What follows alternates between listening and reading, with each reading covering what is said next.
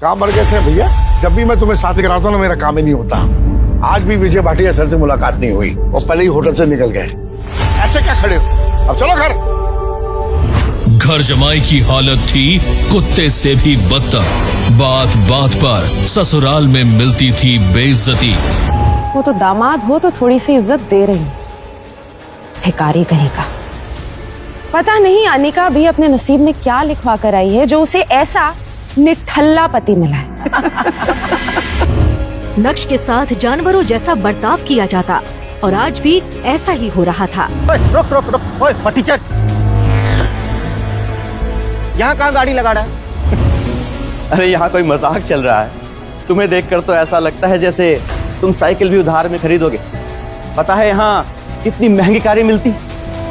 कभी सास तो कभी साली तो कभी घर के नौकर भी नक्श की गरीबी का मजाक बनाते। आप तो मेरे काबिल भी नहीं थे। आपको ना अपना पति कहते हुए मुझे शर्म आती है। आज ड्राइवर नहीं था तो मैंने आपको इसलिए बुलाया, लेकिन मुझे नहीं पता था कि आप इतने काम के भी लायक नहीं है। लेकिन एक दिन फटीचर घर जमाई की हकीकत ने उड़ा दिए होश। बीवी के साथ पूरा शहर आ गया माफी मांगने। सर इसे माफ कर दीजिए, इसे पता नहीं है कि आप कौन है। इसे माफ कर दीजिए, मुझे नहीं पता था कि आप। I am really sorry. आखिर में कौन था ये नक्श भानुशाली और क्यों वो इतनी सिंपल जिंदगी जी रहा था? क्या होगा जब अनिका को पता चलेगा नक्श की सच्चाई का? आखिर क्यों कराई अनिका के पापा ने नक्श से उसकी शादी? और क्या वो जानते थे नक्श की सच्चाई? खैर, इन सवालों के जवाब आगे मिलेंगे आपको। जब नक्श की पत्नी के अंकल नवीन जवेरी उसे ड्राइवर बनाकर शहर के सबसे महंगे होटल में ले जा रहे थे। लक्ष्य, चुपचाप मुझे होटल के बाहर उतारना और गाड़ी को पार्किंग में लगा के वहीं इंतजार करना। और एक बात याद रहे कि वो होटल जो है ना, शहर के सबसे अमीर इंसान विजय भाटिया का है। अगर मेरी मुलाकात उनसे हो गई ना तो तेरी नौकरी की बात कर लूंगा। हो सकता है कि वो तुम जैसे गरीब को यहाँ वहां साफ सफाई की नौकरी दे दे। It's your luck। नवीन ही नहीं बल्कि घर के सभी लोग नक्श के साथ नौकरों जैसा ही बर्ताव किया करते थे। थोड़ी देर में नक्श और नवीन अंकल होटल के बाहर पहुँचे। पार्किंग में गाड़ी लगा के वहाँ पर मेरा इंतजार करना। ऐसा कहकर नवीन अंकल होटल में चले गए और नक्श गाड़ी लेकर पार्किंग की तरफ बढ़ गया। ओए रुक रुक रुक, ओए फटीचर, यहाँ कहाँ गाड़ी लगा रहा है? दिख नहीं रहा? यहाँ सिर्फ होटल में आने वाले लोगों के लिए गाड़ियाँ लगती हैं। नक्श के कपड़े और नक्श की हालत इतनी खराब थी कि सिक्योरिटी गार्ड को भी विश्वास नहीं हो रहा था कि कोई इसके साथ इस होटल में आ सकता है। नक्श ने सिक्योरिटी गार्ड को समझाया, पर नक्श की सस्ती शर्ट और चप्पल देखकर सिक्योरिटी गार्ड को विश्वास नहीं हो रहा था। ये क्या बदतमीजी है? सर ये चुप, बिल्कुल चुप। ये आवाज किसी और की नहीं बल्कि होटल के मालिक शहर के सबसे अमीर इंसान विजय भाटिया की थी। नक्श सर, आप सर इसे माफ कर दीजिए, इसे पता नहीं है कि आप कौन है। अगर आप पहले बता देते कि आप आ रहे हैं तो मैं आपको लेने खुद आ जाता। ये सब देखकर सिक्योरिटी गार्ड हैरान था कि शहर का सबसे अमीर आदमी इस गरीब को सर क्यों कह रहा है और इसके आगे हाथ क्यों जोड़ रहा है। मैं आपकी कार पार्क कर देता हूँ। अब भाटिया जी थैंक यू, मगर मुझे अभी निकलना होगा। मैं फिर कभी आराम से आपसे मिलने आऊंगा।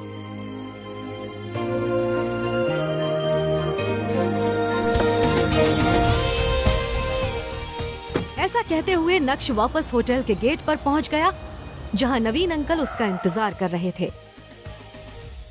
कहाँ मर गए थे भैया? जब भी मैं तुम्हें साथ लेकर आता हूँ ना, मेरा काम ही नहीं होता। आज भी विजय भाटिया सर से मुलाकात नहीं हुई, वो पहले ही होटल से निकल गए। ऐसे क्या खड़े हो? अब चलो घर।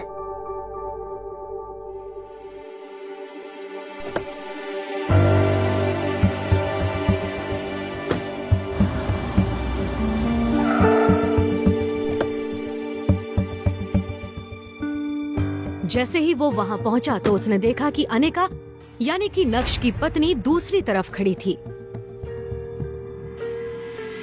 काश मुझे भी कभी इतनी महंगी और लग्जरियस कार में घूमने का मौका मिलता, पर मेरी किस्मत में तो ये गरीब फटीचर लिखा हुआ है। न जाने पापा ने क्या देखकर मेरी इससे शादी करवा दी।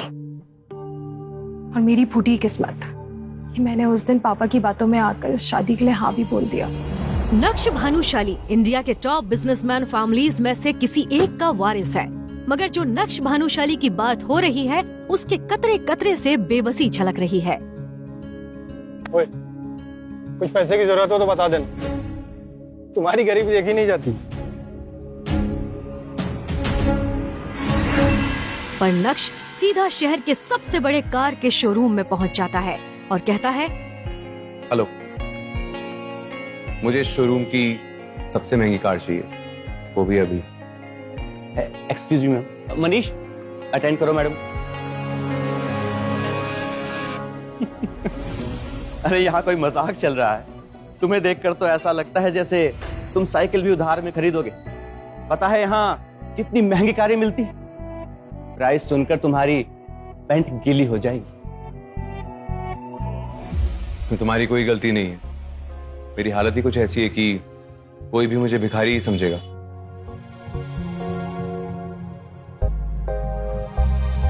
ये रहा कार्ड और इस एड्रेस पर वो गाड़ी तुरंत डिलीवर करा देना। इतना सुनकर सेल्समैन के हाव भाव बदलने लगते हैं। वो नक्श को नजर उठाकर पूरी तरह से एक और बार देखता है और जब वो कार्ड स्वाइप करने के लिए हाथ बढ़ाता है तो उसकी नजर कार्ड पर लिखे नाम पर पड़ती है। नक्श भानुशाली। नक्श सर, आप मुझे माफ कर दीजिए, मुझे नहीं पता था कि आप। I am really sorry. तो आखिर पहचान ही गए तुम मुझे? हाँ, मैं ही हूं, नक्श भानुशाली, भानुशाली इंडस्ट्रीज का मालिक।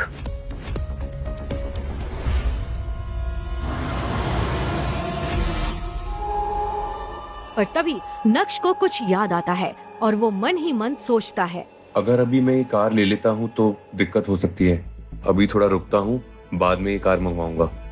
सुनो, यस सर। तुम ये कार अभी यहीं रहने दो, मैं तुम्हें कॉल करके बताऊंगा कि कब और कहां लानी है। जी सर। और इतना कहकर नक्श वहाँ से चला जाता है। आखिर में कौन था ये नक्श भानुशाली और क्यों वो इतनी सिंपल जिंदगी जी रहा था? क्या होगा जब अनिका को पता चलेगा नक्श की सच्चाई का? आखिर क्यों कराई अनिका के पापा ने नक्श से उसकी शादी? और क्या वो जानते थे नक्श की सच्चाई? खैर, इन सवालों के जवाब आगे मिलेंगे आपको। कार के शोरूम से नक्श जैसे ही बाहर पहुंचा तो उसे मोबाइल स्क्रीन पर दिखा भाग्या का फोन था। उसे देखते ही नक्श के सारे सपने छूमंतर हो गए। भाग्य नक्श की बीवी अनिका की कजिन थी जो हमेशा नक्श को नीचा दिखाने की कोशिश करती थी। हेलो, क्या बात है जीजा जी, फोन उठाने में इतनी देर लग गई। मेरे फ्री जीजा जी कहीं बिजी थे क्या? नहीं भाग्या, वो मैं। खैर वो सब छोड़ो, मुझे ना एक काम था। मुझे चीज पेस्ट्री खाने का बहुत मन कर रहा है, तो ग्लोबल बेकरी जाइए और मेरे लिए पेस्ट्री लेकर आइए। और हाँ, उसे छूने की जरूरत भी मत करना, बहुत कॉस्टली होती है वो पेस्ट्री। भाग्या, मुझे बैंक जाना था और। मेरे प्यारे जीजा जी, ये बैंक का बहाना ना किसी और को देना। पलना तो वैसे भी आपको हमारे ही टुकड़ों पे है ना? तो बहाना वहाना छोड़िए और जाइए मेरे लिए पेस्ट्री लेकर आइए। और हाँ, मैं फिर से कह रही हूँ, उसे छूने की हिम्मत भी मत करना और बॉक्स तो बिल्कुल मत खोलना। 1 घंटे के अंदर अंदर मेरे घर आइए पेस्ट्री लेकर, ठीक है? बाय। खैर, नक्श ग्लोबल बेकरी पहुंचा, पेस्ट्री ली और वापस घर आ गया। लेकिन यहाँ तो नक्श के लिए एक नई मुसीबत इंतजार कर रही थी। वो जैसे ही घर में घुसा, उसने सामने देखा तो उसकी सास चित्रा अपनी कुछ सहेलियों के साथ रमी पार्टी में व्यस्त थी। तभी चित्रा जी की एक सहेली ने अपने चश्मे की तरफ देखकर कहा, चित्रा देखना, तेरी यहाँ आते वक्त मेरे चश्मे का ग्लास निकल गया और अब मुझे देखने में भी दिक्कत हो रही है। तो इसमें टेंशन लेने की क्या बात है? तू पार्टी एंजॉय कर, मैं किसी सर्वेंट से बोलकर ठीक करवा देती हूँ।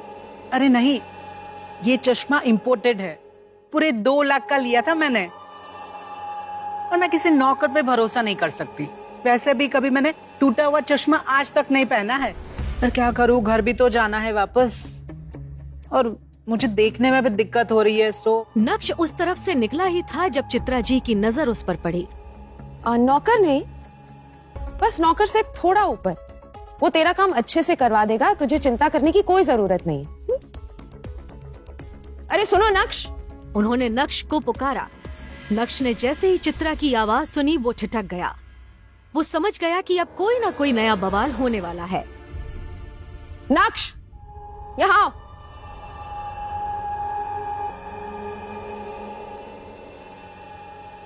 इनका चश्मा ठीक करवा के लाओ जरा, और हाँ थोड़ा जल्दी आना, इन्हें निकलना है, समझ गए ना? चित्रा, तू ये काम अपने दामाद को बोल रही है? सॉरी बट ये अच्छा नहीं लग रहा, तू बुरा मत माना। इतना सुनते ही चित्रा का गुस्सा 7वें आसमान पर था, लेकिन उसने खुद को काबू में कर लिया। अरे तुम लोग टेंशन मत लो, ऐसे कामों में ना इनको बहुत मजा आता है।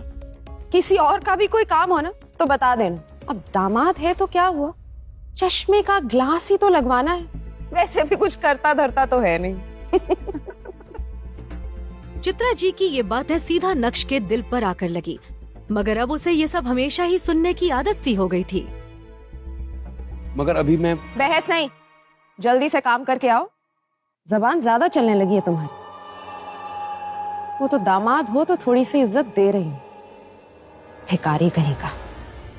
पता नहीं अनिका भी अपने नसीब में क्या लिखवा कर आई है जो उसे ऐसा निठल्ला पति मिला है।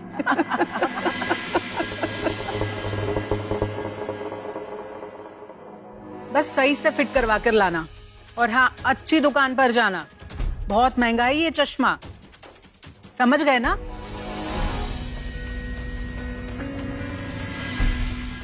नक्श सर झुकाए उस चश्मे की तरफ देखने लगा। उसे जाते देख चित्रा की दूसरी सहेलियों ने भी अपने अपने काम पकड़ा दिए। नक्श सभी की बातें सुनता रहा और फिर सामने लगी अनिका की तस्वीर देखते हुए मन ही मन बोला, इतनी बेइज्जती के बाद अभी भी मैं अगर इस घर में टिका हुआ हूँ ना, तो सिर्फ इसलिए अनिका, क्योंकि मैं आपको खोना नहीं चाहता। आई लव यू, लेकिन ये सब भी अब ज्यादा दिन नहीं चलने दूंगा मैं। इतना कहकर नक्श बाहर आ गया। वो अपनी ई स्कूटर लेकर निकला ही था कि तभी रास्ते में उसके मोबाइल पर उसकी बीवी अनिका का कॉल आया।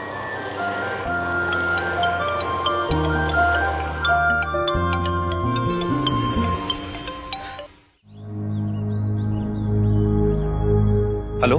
अच्छा सुनो, क्या आज आप मेरे ऑफिस आ सकते हैं? कुछ काम था अर्जेंट। हाँ, मैं अभी आता हूँ। अनिका की ये बात सुनकर नक्श के होठों पर एक स्माइल आ गई और उसके पूरे दिन की टेंशन जैसे गायब ही हो गई। आज पहली बार अनिका ने उसे ऑफिस बुलाया था। वही थी उसकी जिंदगी में जिसकी मुस्कुराहट देखकर वो खुद को जिंदा रखता था। अनिका का चेहरा देखे बिना नक्श को चैन नहीं आता था, और उसके बस में होता तो अनिका की हर एक खुशी के लिए खुद को लाख बार कुर्बान कर देता। रास्ते में नक्श को मोहनलाल स्वीट्स दिखा, जहाँ की जलेबियां अनिका को बचपन से ही बहुत पसंद थी। कुछ सोचकर नक्श ने स्कूटर रोकी और अपना पर्स निकालकर देखने लगा। उसमें सिर्फ 200 का एक नोट पड़ा हुआ था।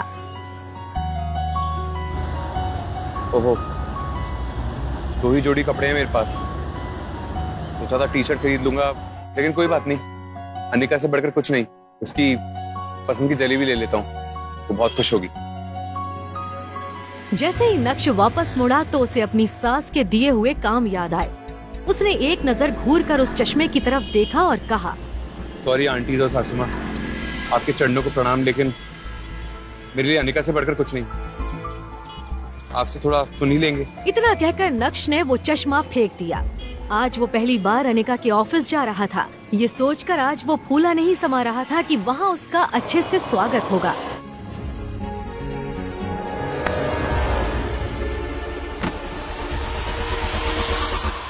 इडियट! दिखाई नहीं देता है क्या तुम्हें? पता नहीं कहां कहां से चले आते मुंह उठा के। इस ऑफिस के अंदर ना तुम्हारे खड़े होने की भी औकात नहीं है, और तुम टहल तो ऐसे रहे हो जैसे कि तुम्हारे बाप का घर हो। कौन हो तुम? शायद विहान ने भी उसके बदरंग कपड़ों से उसे नौकर या ऑफिस बॉय ही समझ लिया था। विहान ने एक नजर नीचे जमीन पर पड़ी जलेबियों को देखा और फिर उसे अपने पैरों तले कुचलकर बाहर निकल गया। विहान वहाँ से जा चुका था और तभी नक्श की नजर अनिका पर पड़ी, तो एक पल के लिए वो अपनी बेइज्जती भूल गया। वो अनिका की तरफ देखकर खुद से ही बोला, कितना प्यार करती हो ना आप मुझसे, मेरे साथ हुए इस बर्ताव ने आपकी आंखों में आंसू ला दी।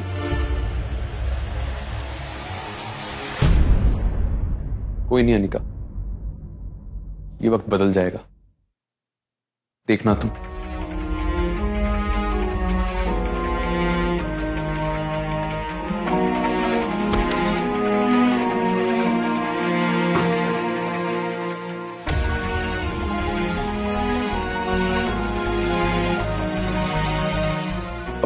जाने भी दो ना अनिका, जो भी हुआ वो मेरे साथ हुआ और उसमें आपको इतना टेंशन लेने की जरूरत नहीं।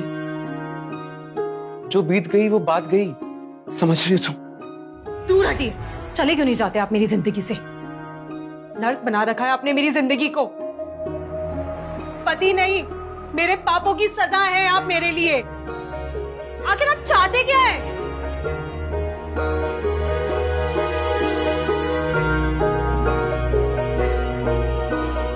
पापा ने मेरी जबरदस्ती शादी करवा दी आपसे, तो उस गलती की सजा आज तक मिल रही है मुझे। आप तो मेरे काबिल भी नहीं थे। आपको ना अपना पति कहते हुए मुझे शर्म आती है। आज ड्राइवर नहीं था तो मैंने आपको इसलिए बुलाया, लेकिन मुझे नहीं पता था कि आप इतने काम के भी लायक नहीं है।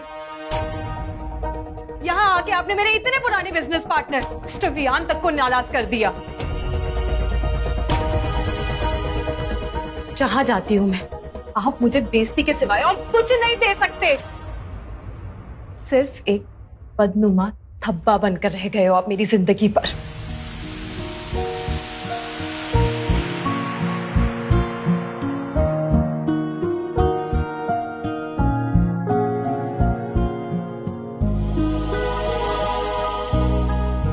क्या है ये सब? क्यों इतनी गंदगी फैला रखी है? इसे अभी डस्टबिन में डालो।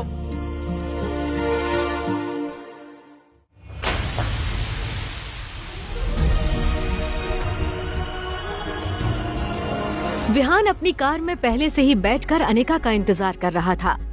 फिर नक्श के सामने ही अनिका अपने बिजनेस पार्टनर विहान की कार में बैठी और बिजनेस के सिलसिले में वहां से जा चुकी थी। नक्श ने एक नजर अपनी खराब ई स्कूटर की तरफ देखा। वहीं खटारा ई स्कूटर जो अब नक्श की जिंदगी का हिस्सा बन चुकी थी।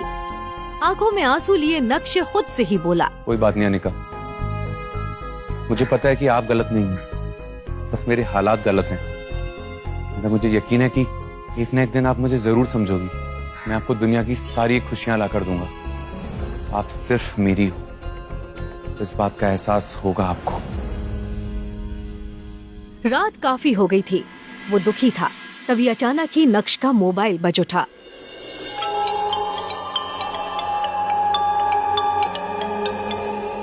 हेलो, कहाँ रह गए थे तुम?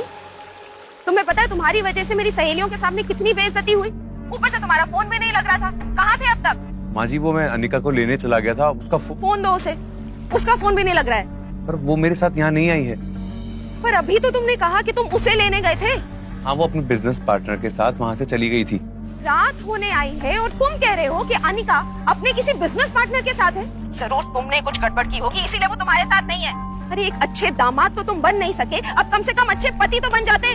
जाओ उसे ढूंढो, जाके कहाँ है वो, और मुझे 1 घंटे में अनिका घर के अंदर चाहिए। इतना कहकर चित्रा जी ने फोन काट दिया। नक्श ने अनिका का नंबर डायल किया तो वो नहीं लग रहा था। अब सच में उसे अनिका की फिक्र होने लगी। नक्श के बारे में विहान को भले ही नहीं पता था, मगर नक्श विहान के बारे में कई बार अनिका के मुंह से सुन चुका था कि विहान उसका पुराना बिजनेस पार्टनर है और उसका एक नाइट क्लब भी है। अंदर बेहद ही शोर शराबा था और लोग शराब पीकर नाच रहे थे।